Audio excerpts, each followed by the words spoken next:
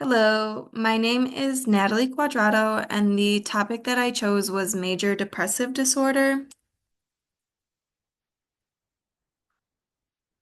Okay, so what is major depressive disorder? According to Feldman, major depressive disorder is a severe form of depression that interferes with concentration, decision making, and sociability.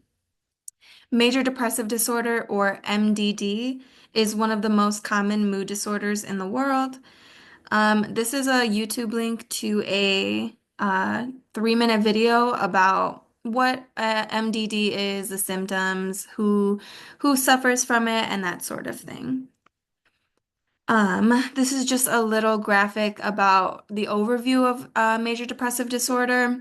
It's clinical depression, that's a mental disorder, and it causes feelings of hopelessness, lack of interest in activities, um, guilt, worthlessness. People have trouble sleeping and concentrating. They don't really know what causes MDD, but it's thought to be a combination of genetic, biological, environmental, and psychological factors. And then treatment includes therapy, medication, and or a combination of both. And as we'll see later, there is a third option as well. Who is affected by major depressive disorder?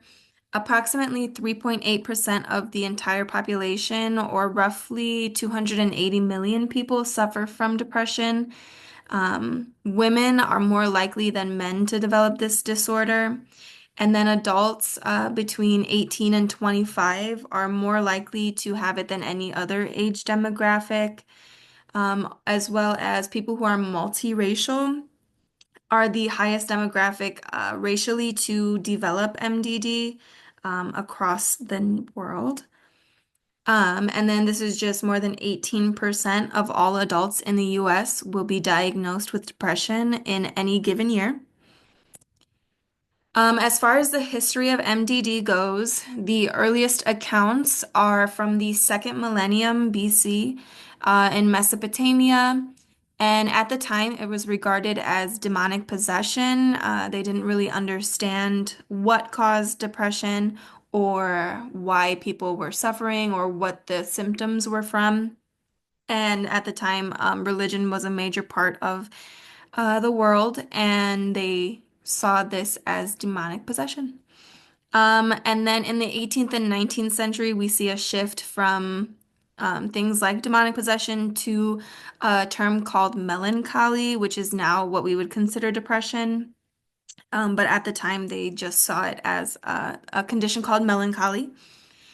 And then the first time it was really used as a diagnostic or like medical term was during the 1930s, where we see the rise of the term depression. However, the term major depressive disorder wasn't introduced until the DSM-3, which happened in the 80s, which was written in the 80s.